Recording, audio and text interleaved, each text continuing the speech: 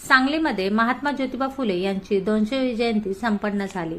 क्रांतीसूर्य राष्ट्रपिता महात्मा ज्योतिबा फुले यांची द्विशताब्दी जयंती वर्षारंभाला आज सुरुवात झाली असून त्यानिमित्ताने आज विद्रोही सांस्कृतिक चळवळ सांगली जिल्हा सभ्यता संघ सांगली आणि विविध सामाजिक संघटनांच्या वतीने जुने स्टेशन चौक सांगली येथे महात्मा ज्योतिबा फुले यांना अभिवादन करण्यात आले।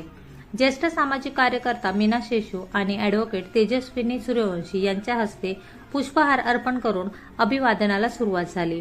यावेळी नगरसेवक राजेश नाईक, संतोष पाटील, जगन्नाथ ठोकळे, ज्येष्ठ संपादक वसंत भोसले, प्राध्यापक गौतमीपुत्र कांबळे, कॉम्रेड धनाजी गुरव, प्राध्यापक दादासाहेब ढेरे, ॲडव्होकेट अजित सूर्यवंशी, डॉक्टर बाबूराव गुरव, वसुकाका गुरव, प्राध्यापक गौतम काटकर, सुनील गुरव, अमर खोत, डॉक्टर रवींद्र श्रावस्ती, कॉम्रेड शंकर पुजारी, डॉक्टर संजय पाटील, नितीन चव्हाण, सुरेश दुधगावकर, किरणराज कांबळे, डॉक्टर विनोद Pawar, doctor Raju चंदनसिवे, Nitin Kamble, Gabriel तिवडे, Ashfaq Shaikh, Subhash Kulkarni, advocate Yogesh भाले, राजू कांबळे, दत्तात्रय बामणे, रोहित शिंदे आणि अनेक सामाजिक कार्यकर्ते उपस्थित होते।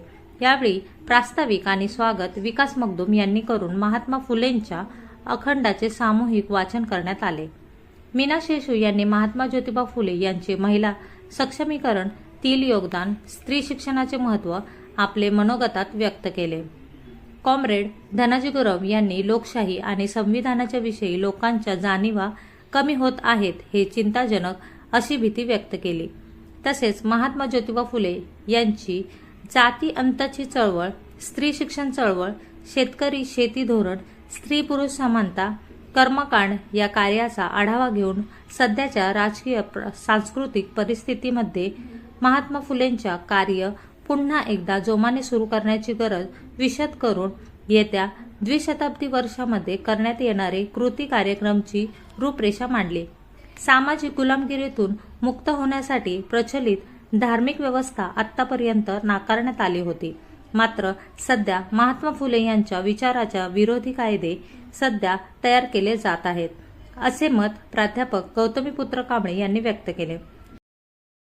समाजामध्ये संविधान आणि लोकशाहीबद्दलच्या जाणीवा इतक्या राहिलेल्या नाहीत, त्यांचं महत्त्व बहुजन समाजातल्या माणसांच्या, स्त्रियांच्या लक्षात येत नाही। या द्विशताब्दी वर्षाच्या निमित्तानं महात्मा ज्योतिराव फुलेंच्या आपण त्यांचे विचार आणि भारतीय लोकशाही आणि संविधानांचे विचार हे जनतेमध्ये घेऊन जाण्यासाठी ह्या वर्षभरामध्ये मोठे कार्यक्रम संघटित करणं आवश्यक आहे।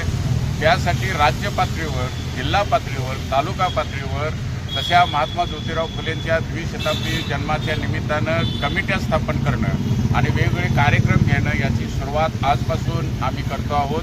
त्याची आज इथं सुरुवात झाली, यासाठी आम्ही सगळेजण इथं जमलेले होतो।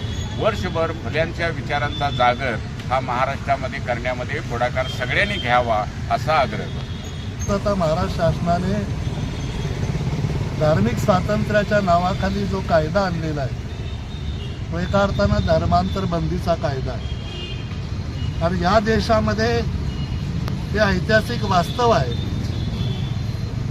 की ज्यांनी प्रचलित धार्मिक व्यवस्था नाकारली तेथे सर्व प्रकारच्या गुलामगिरीतून मुक्त झालेले आहेत। त्याचं प्रमाण कमी जास्त असेल म्हणून या निमित्तानं फुले आणि बाबासाहेबांच्या जयंती संदर्भात त्यांच्या विचाराचा जागर करताना त्यांच्या विचाराच्या विरोधी जे काही कायदे होत आहेत जे शूद्रांच्या स्त्रियांच्या उन्नतीच्या आड येणार आहेत त्यांच्या विरुद्धही आपण एक सनदशीर का असेल ना परंतु भूमिका घेण्याची गरज आहे असं मला वाटतं। हीच खऱ्या अर्थाने फुले आणि बाबासाहेबांच्या जयंतीच्या निमित्तानं करणारे नम्र अभिवादन करेल। जय भीम।